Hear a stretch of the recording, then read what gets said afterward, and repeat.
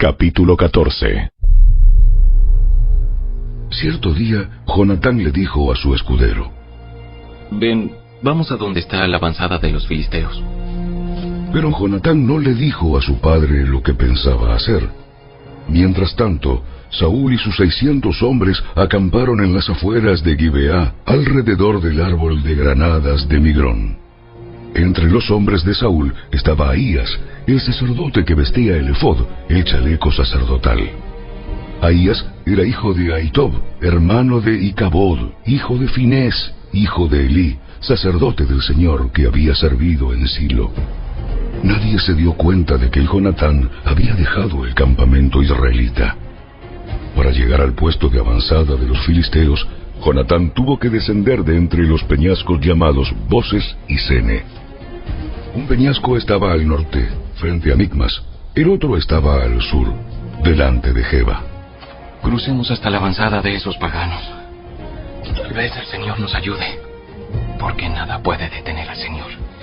Él puede ganar la batalla, ya sea que tenga muchos guerreros o solo unos cuantos. Haz lo que mejor te parezca. Estoy contigo, decidas lo que decidas. Muy bien.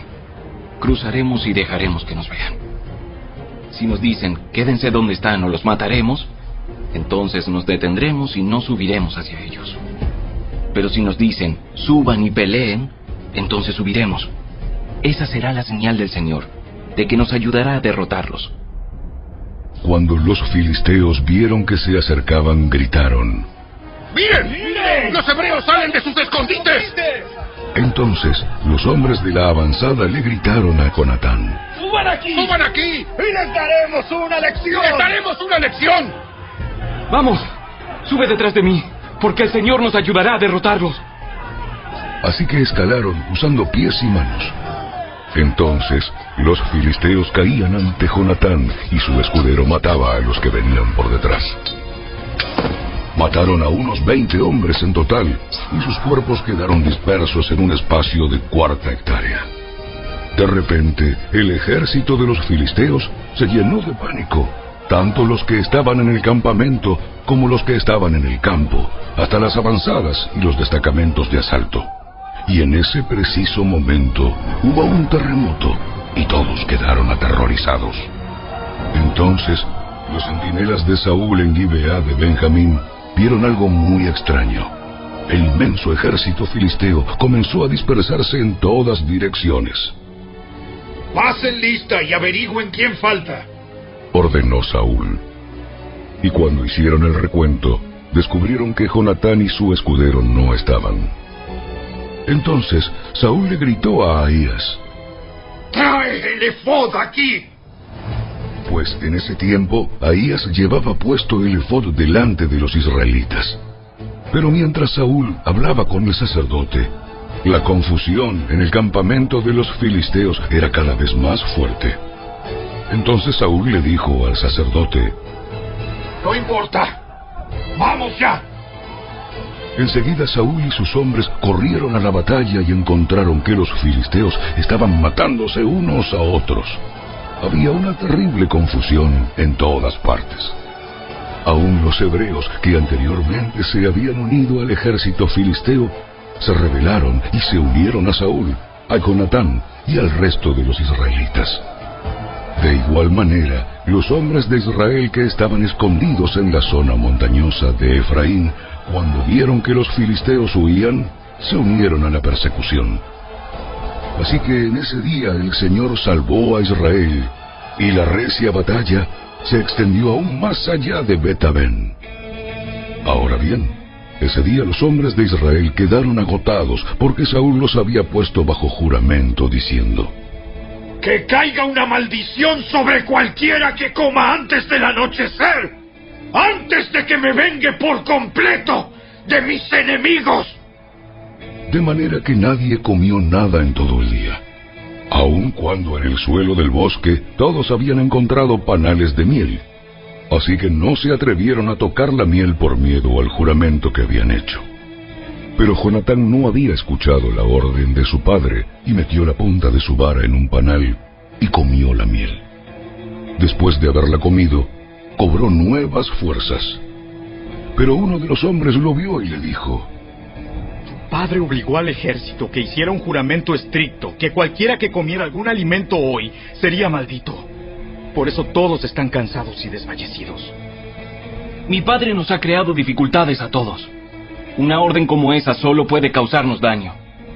Miren cómo he cobrado nuevas fuerzas después de haber comido un poco de miel. Si a los hombres se les hubiera permitido comer libremente del alimento que encontraran entre nuestros enemigos, imagínense a cuántos filisteos más habríamos podido matar. Así que los israelitas persiguieron y mataron a los filisteos todo el día desde Micmas hasta Ajalón, pero los soldados iban debilitándose. Esa noche se apresuraron a echar mano del botín y mataron ovejas, cabras, ganado y becerros, pero los comieron sin escurrirles la sangre.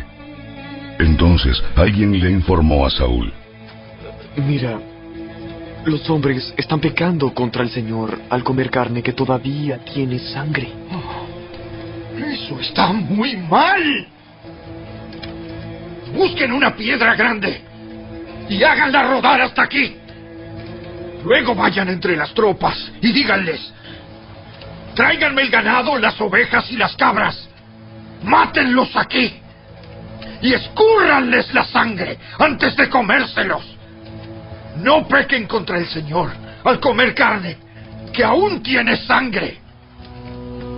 Así que esa noche las tropas llevaron sus animales y los mataron allí. Luego Saúl construyó un altar al Señor. Fue el primer altar que él le construyó al Señor. Después Saúl dijo: Persigamos a los filisteos toda la noche y saqueemos sus bienes hasta el amanecer. Destruyamos hasta el último hombre. Sus hombres respondieron: Haremos lo que mejor te parezca.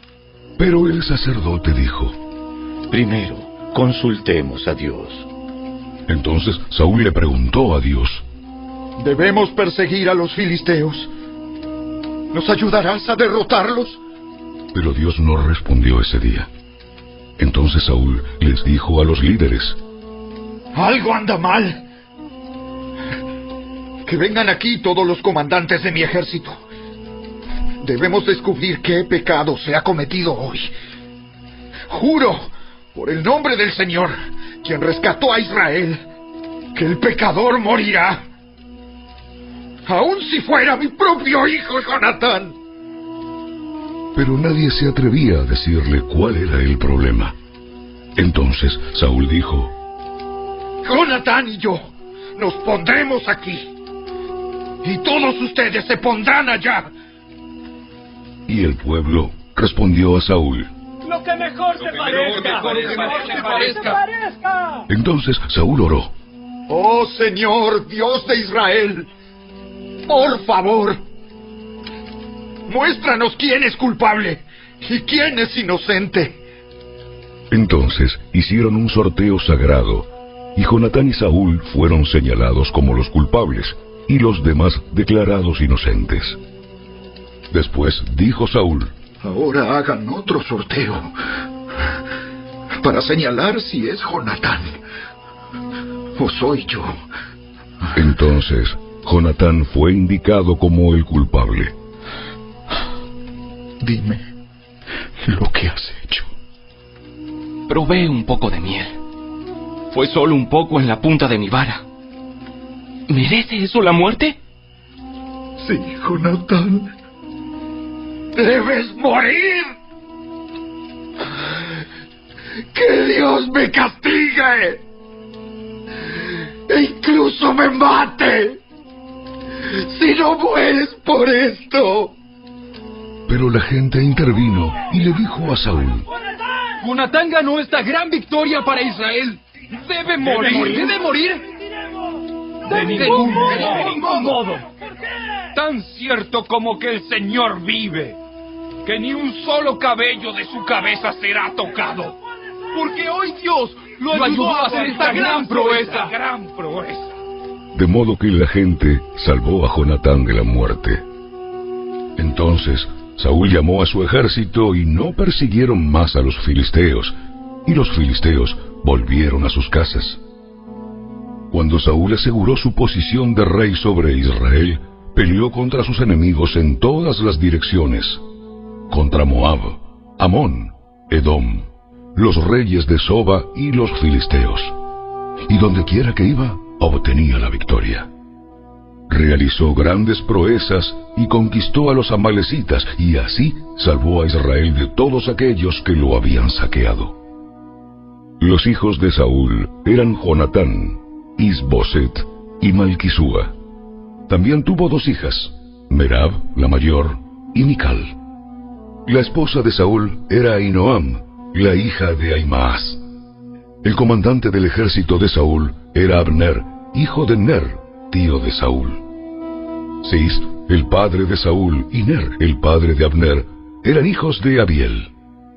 Los israelitas pelearon constantemente con los filisteos durante toda la vida de Saúl. Así que cada vez que Saúl veía a un joven fuerte y valiente, lo reclutaba en su ejército.